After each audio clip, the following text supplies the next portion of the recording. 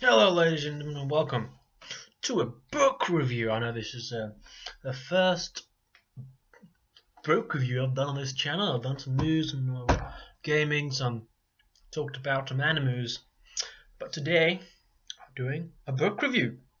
And today I am reviewing a book called The History of the World in Bite-Sized Chunks by Emma Marriott. Here it is. It's a as the book, as the title gives away, it's about the history of the world in bite-sized chunks. I mean, it's not very thick.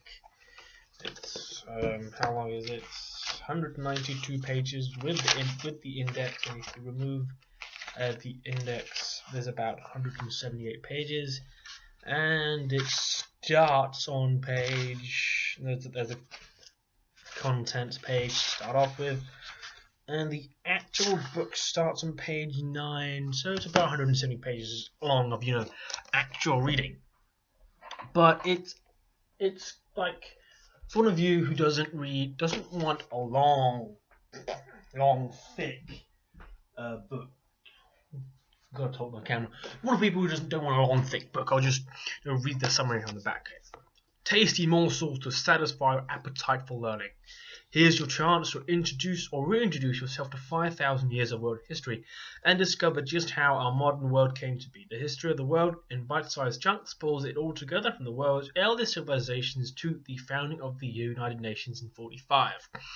Taken in one gulp or sampled in small bites, this comprehensive history feat is illustrated with clearly drawn maps and chock full of fascinating and fun facts. You will learn when the cradle of civilization was discovered, how India's caste system came about, how Zoroastrianism concepts of heaven and hell influenced Judaism, Christianity, and Islam, who really invented our numerical system and the concept of zero. Yet it wasn't the Arabs. When the first great city in the Americas was built, the basis of the schism between Sunni and Shiite Muslims, and what country allowed the women to vote first, last, and when. When interested in the empire of Alexander the Great or the flowering of the Carthaginian Republic, its destruction by Rome, the rise of the Arab Caliphate, or the Chinese Tang Dynasty, the American Civil War, or the rise and fall of fascism and communism, you will find the essential fact in this concise, readable, elegant book. It is quite lovely. We can open up here, and we can just there's an introduction. And then there's a list of maps here. We can find the map. What is it? Page 15. There's the ancient Americas. Here we have like the ancient world. You can see that there.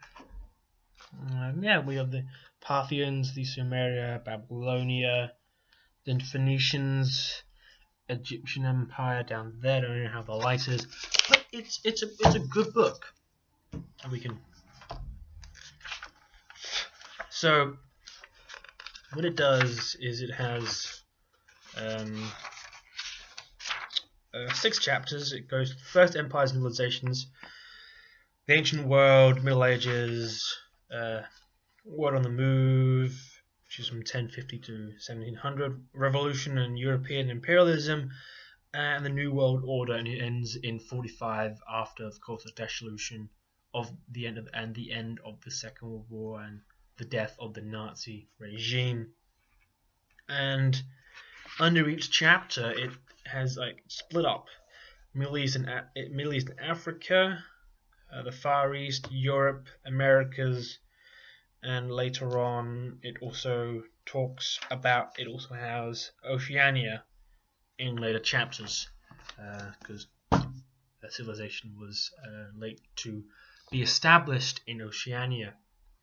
I'll definitely say this is a good book. I 16, I read it. It's not too complicated to understand. Maybe the early bits with the ancient civilizations, because all those different names can be a bit complicating and so on.